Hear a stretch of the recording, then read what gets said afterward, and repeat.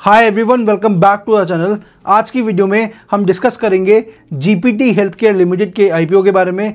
Company क्या है, क्या करती है, आईपीओ की क्या डिटेल्स है एंड आपको इसके अंदर इन्वेस्ट करना चाहिए या नहीं। सबसे पहले आईपीओ डिस्कस करते हैं। ये एक बुक बिल्ट इशू है जिसका टोटल साइज है 525 करोड़ रुपए। अब कंपनी इसके अंदर फ्रेश इशू के थ्रू रेस कर रही है 40 करोड़ रुपए एंड ऑफर फॉर सेल के थ्रू रेस कर रही है 485 करोड़ रुपीस। आईपीओ ओपन होगा 22 को, क्लोज होगा 24 को। आईपीओ के शेयर्स की अलॉटमेंट फाइनलाइज होगी 27 को एंड शेयर बीएसई और एनएसई पे लिस्ट होगा 29 को। क्योंकि ये बुक बिल्ट इशू है तो इसका प्राइस बैंड रहेगा 177 रुपीज से लेके 186 रुपीज पर शेयर तक। एक लॉट के अंदर 80 शेयर्स हैं एंड आपकी मिनिमम इन्वेस्टमेंट अमाउंट रहेगी 14,880 रुपीज। ये तो कोई आईपीओ की डिटेल्स। अब डिस्कस करते हैं कंपनी एग्जैक्टली क्या करती है। जीपीटी हेल्थकेयर 1989 के अंदर इनकॉर्पोरेट हुई थी एंड इनका मेन काम है कि ये mid size multi speciality full service hospitals run करते हैं ईस्टर्न इंडिया के अंदर एंड इनका ब्रांड नेम है आईएलएस। मे बी आपने सुना हो, अगर आप ईस्टर्न इंडिया से हो तो आईएलएस हॉस्पिटल्स इनके हैं जिनके अंदर ये इंटीग्रेटेड हेल्थ केयर प्रोवाइड करते हैं, mainly secondary and tertiary care के लिए। अब प्राइमरी केयर के अंदर तो बहुत बड़ी बड़ी चीज़ें आ जाती हैं, लेकिन ये प्रोवाइड करते हैं सेकेंडरी एंड टर्शियरी केयर। ये कोलकाता वेस्ट बंगाल के अंदर बेस्ड है एंड ये mainly 35 speciality and super speciality services provide करते हैं हेल्थ केयर के सेक्टर में, जैसे internal medicine and diabetology, nephrology जो कि किडनी ट्रांसप्लांट से रिलेटेड होती है, उसके अलावा gynaecology, general surgery, obstetrics, intensive care, gastroenterology, orthopaedics, joint replacement, interventional cardiology, neurology, neurosurgery, paediatrics and बहुत सारी चीज़ें हैं। सो ये जैसे मैंने बताया सेकेंडरी और टर्शियरी केयर के लिए सारी सर्विसेज प्रोवाइड करते हैं। ये फुल सर्विस हॉस्पिटल्स हैं। नाउ इनके हॉस्पिटल्स 4 सिटीज़ के अंदर सिचुएटेड है। सबसे पहले सॉल्ट लेक कोलकाता, जिसके अंदर 85 बेड्स हैं, जिसमें से 17 बेड्स आईसीयू के हैं और एचडीयूज के हैं। उसके अलावा ये अगरतला के अंदर है त्रिपुरा में, जिसके अंदर 205 बेड्स हैं, जिसमें से 66 बेड्स आईसीयूज और एचडीयूज के लिए हैं। उसके अलावा ये दमदम कोलकाता के अंदर है, जिसके अंदर 155 बेड्स हैं, जिसमें से 53 बेड्स हो गए आईसीयूज और एचडीयूज के लिए। एंड ये लास्ट है होरा में, वेस्ट बंगाल में, जिसके अंदर 116 बेड्स हैं, जिसमें से 43 बेड्स हैं आईसीयूज और एचडीयूज के लिए। अब मैं आपको ये क्यों बता रहा हूँ, क्योंकि जितने ज़्यादा एक हॉस्पिटल के पास आईसीयूज वगैरह के लिए बेड्स होते हैं, उतना ज़्यादा एक तरीके से हम उसको एडवांस्ड मान सकते हैं।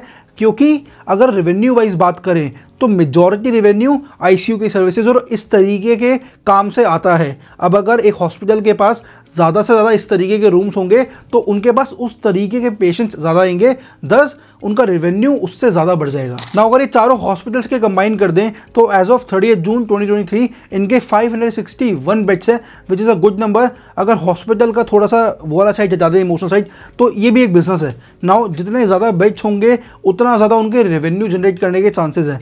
बट ये कोई प्रोडक्ट कंपनी नहीं है कि ओके आज प्रोडक्ट वायरल हो गया तो कल तक रेवेन्यू 3 टाइम्स 4 टाइम्स हो जाएगा। एक हॉस्पिटल का रेवेन्यू तब ही मल्टीप्लाई होगा जब वो और हॉस्पिटल्स खोलेंगे जिसके अंदर केपेक्स बहुत लगता है। तो ये एक ऐसी इन्वेस्टमेंट होती है जो कि आप ओके हॉस्पिटल्स हैं, अच्छे से काम कर रहे हैं, तो लॉन्ग टर्म के लिए आप डाल के छोड़ सकते हो कि ये और हॉस्पिटल्स खोलेंगे एंड ये ग्रो होगी।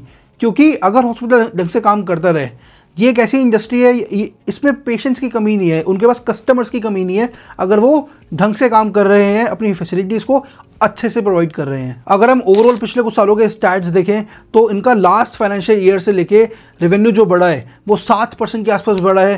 पैट प्रॉफिट आफ्टर टैक्स 6.37% से इनफैक्ट गिर गया है, तो जो कि एक इन्वेस्टर के लिए अच्छा साइन नहीं है। आपके सामने सारे स्टैट्स आ रहे हैं कि इनको लास्ट फाइनेंशियल ईयर के अंदर 2023 में जो एंड हुआ उसमें 39 करोड़ रुपीज़ का प्रॉफिट आफ्टर टैक्स था एंड इस साल सिर्फ 1 अप्रैल से लेके 30 सितंबर तक इनका प्रॉफिट 23 करोड़ रुपए के आसपास हो गया है। अब वो ईयर एंड होते होते कितना होगा नोबडी नोज, बट हाँ कंपनी अच्छा खासा प्रॉफिट कर रही है।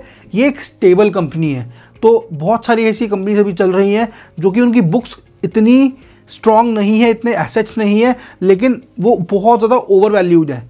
ये कंपनी मुझे प्राइसिंग इसकी ठीक लग रही है कि ओके जिस हिसाब से कंपनी है उस हिसाब से जो शेयर का प्राइस है ओवरऑल ठीक है प्राइसिंग, तो इस पर आप एक बेट ले सकते हो। बट ओवरऑल मैं यही कहूँगा कि आप अच्छे से एनालिसिस करो, do not take my call for anything. ये नोबडी कैन प्रोजेक्ट कि ओके आईपीओ सक्सेसफुल रहेगा ही रहेगा। मैं जो एनालिसिस करता हूँ ना, उसका मेरा मेन मोटिव होता है कि आपको कंपनी के बारे में इस तरीके से आइडिया लगे कि आप सिर्फ लिस्टिंग गेन पे ना देखकर आप लॉन्ग टर्म इन्वेस्टमेंट्स के लिए भी प्लान कर सको। So this is one stock जिसको आप देख सकते हो लॉन्ग टर्म इन्वेस्टमेंट के लिए, लेकिन जो भी आप कॉल लोगे अपनी रिसर्च करके ही लेना।